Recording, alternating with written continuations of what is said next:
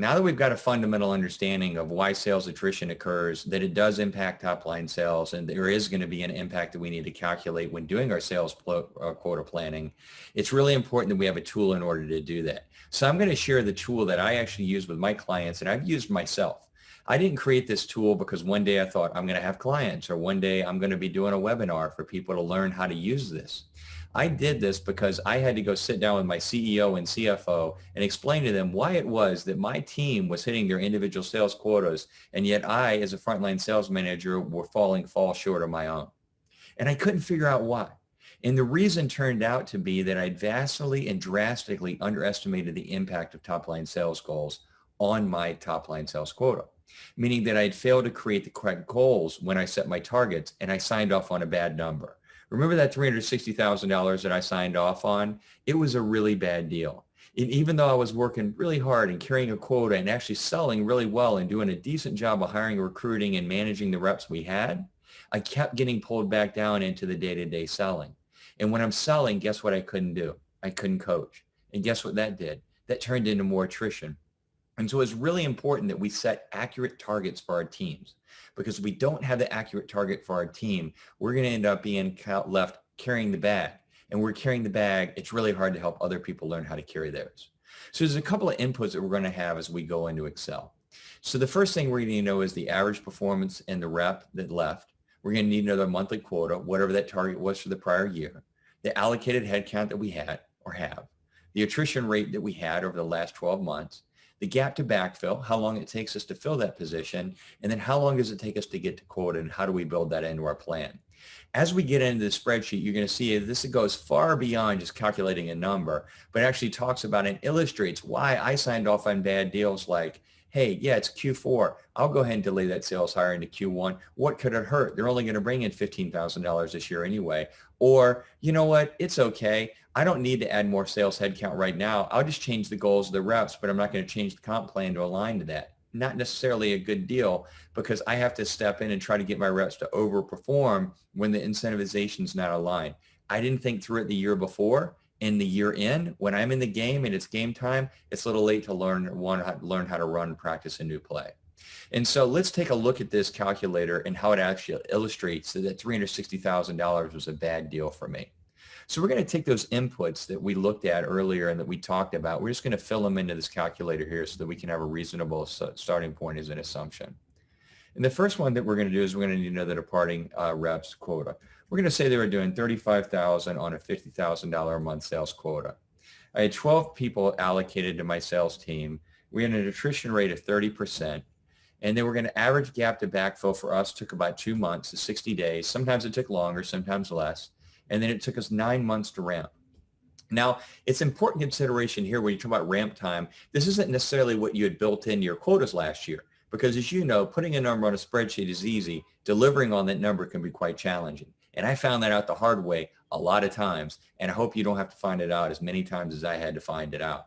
But suffice it to say, that happens. And so what we need to know is how long does it actually take a rep to perform consistently at $50,000 a month, because that's what I'm going to goal myself against and my team against as we go into the next year.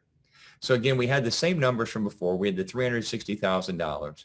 And so the idea was, did I take a good deal?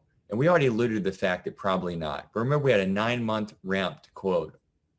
That actual impact to me on a 9-month ramp is just going to be somewhere between $972,000 and $1.3 million. That's a lot of money to have to make up for as a frontline sales manager. If the average quota they're carrying is $600,000, that means I got to carry 1.5 to 2 times the quota throughout the course of the year just for me to be able to hit that top line sales goal. So how am I going to do that? Now, this calculator can be used for a lot of things. It can be used to illustrate the impact if you can take from 12-month to a 9-month ramp, or from a 9-month to a 6-month ramp. Or what if you could reduce that attrition or get ahead of it? Or what if you could close the gap to backfill? Those are all things that you can address, but this calculator is going to help you illustrate the impact of that. So for example, if I want to illustrate the impact that I can have on my top line sales goals by reducing the time to backfill by a month, look at that 9 months at $1.1 million, and I'm going to reduce that to one month.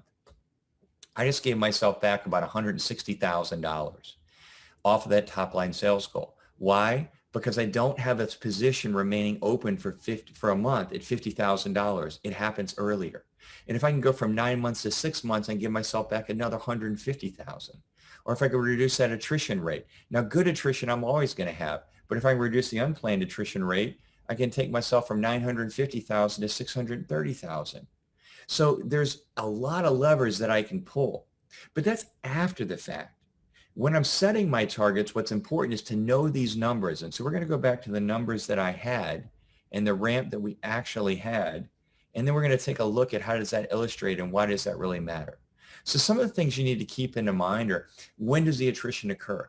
Because when the attrition occurs is just as important as did the attrition occur. Because at the end of the year and somebody leaves and they're a high performer, yeah, it hurts us, but nowhere near as much as if they leave at the beginning of the year. But if we have an underperformer, it's actually better for them to leave, as you would think, earlier in the year versus later in the year, because then they're dragging the negative quota with them throughout the course of the year they're there. So how consistent are my core performers? If they're consistent, I can make better decisions. Maybe I'm able to get rid of that underperforming rep earlier, or maybe I can give them different quota with certain incentives to try to get them to the next level. But again, creating those types of plans are things that we'll talk about as we get into annual planning, because annual planning is a critical component of things that you need to think about, like comp plans and secondary comp plans and spiffs that you're going to need in Q4 in order to make up the gap to goal. But let's take a look really quickly at why this is so important and how you can use this calculator in order to drive your quotas and set your goals. So the example that we'll look at, and the thing to really take advantage of here, is to look at what happens, say, in October. And so it's October right now, and let's say that they say, we're going to do a hiring freeze right now. And so Raleigh, don't go into hire right now. We need to preserve. We're trying to get to our EBITDA goals. And I look at it and go, you know what? I'm only goaling those guys at $12,500 anyway on a 12-month ramp. So, okay, fine. I'll take the bet. I'll go ahead and just delay till January. Well, what I'm forgetting is that $12,500 isn't the deal that I took. What I'm actually doing is I'm giving myself 3 months at $50,000 a month that I would have in December, November, and October. Those are going to get pushed into the next year. And so if you look at that and think about that, what I did, the curve still looks the same to a 12-month rolling ramp time. But when I've actually taken the delay, now I've taken the fully ramped quota and pushed into the next fiscal year. So it didn't cost me $12,500. It actually cost me $150,000. But that $150,000 it cost me, I don't realize that in Q1 or Q2. It's only when I get into Q3 and Q4.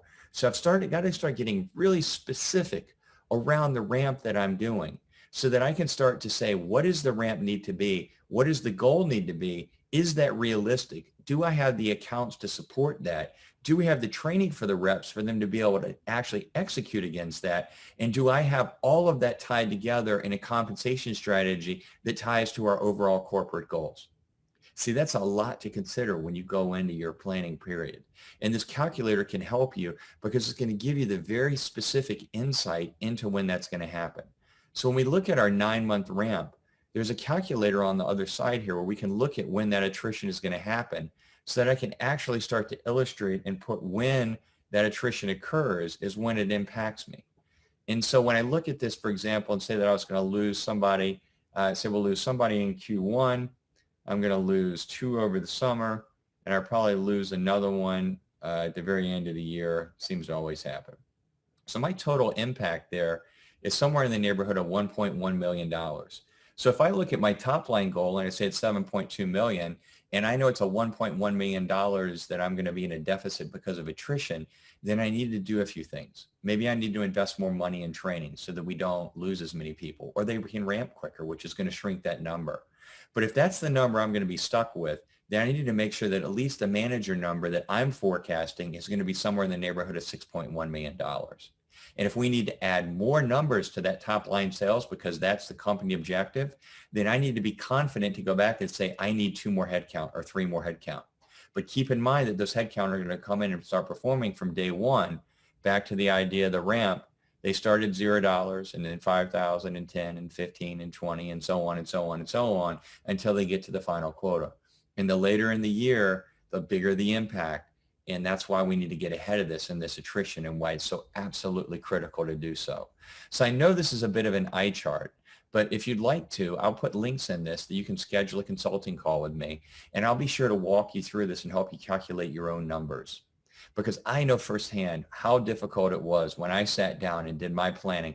And this is just one of a number of calculators that I can introduce you to and that we'll do throughout different trainings that I'm going to put online.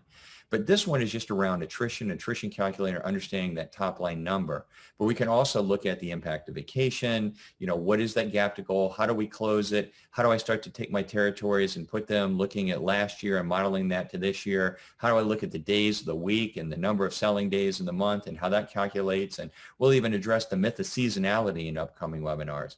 But for now, we just want to touch on the point that impact of attrition is a lot more than you likely think that it is. The other thing that I've done is I've created a calculator online. And so this calculator is available. It'll be available as a link. It should be embedded into this presentation. And so you'll have the ability to go and do your own online. Now, this is nowhere near as accurate as the Excel spreadsheet because it doesn't take in all the factors. But it does at least give you a ballpark idea of the gap goal that you're going to need to fill as you look at starting to create your plans for the year ahead. So we've covered a lot of ground. We've talked a lot about the impact of sales attrition. We talked about some of the different inputs that we need to have in order to make sure that we have an effective sales kickoff team and we set effective targets for our goals. But what we want to do now is we want to talk a little bit more around some of the quota plans and the goals that we have, some of the things that we need to have in order to go into our pocket as we go into our planning. And I did this because I know firsthand, again, what it's like to be a frontline sales manager. And we're often undertrained and overworked. I mean, no other promotion so early in our career happens that our jobs change so fundamentally from going someone who produces revenue to helping other people to produce revenue, but also having to learn to work with marketing and do one-on-one and deal coaching and forecasting and pipeline and deals and win-loss reports and quarterly business reviews and hiring, recruiting and training. And oh my, there's a lot. There's a lot that goes into your job as a frontline sales manager. And because of that, there's a number of different tools and a number of different workshops that we're going to show as we go deeper into our trainings and in coming modules. So we'll take a look at some of these because they do directly impact the quotas that you're going to set. They'll be illustrated here and you can take a look at them and feel free to utilize them as they exist here, or feel free to reach out and I'm happy to take you through what they are. The first thing that you're going to need to look at is the client life cycle. Now, the client life cycle can be a really challenging thing for companies to wrap their head around, but essentially most of us think about the sales process as it pertains to the sales process, meaning converting leads into the first customer. But we often don't think about that customer's their freshman year, the very first year they're a part of us, or what we do and how we renew them in the process for that. That's a process that I put in place, but it's something to think about as you start to drive and develop and build out your sales team and you build out your sales plan for the year. So that client life cycle is going to be really important to map out. The second thing is, do you have a mechanism in place for your sales reps as they go deeper into the year?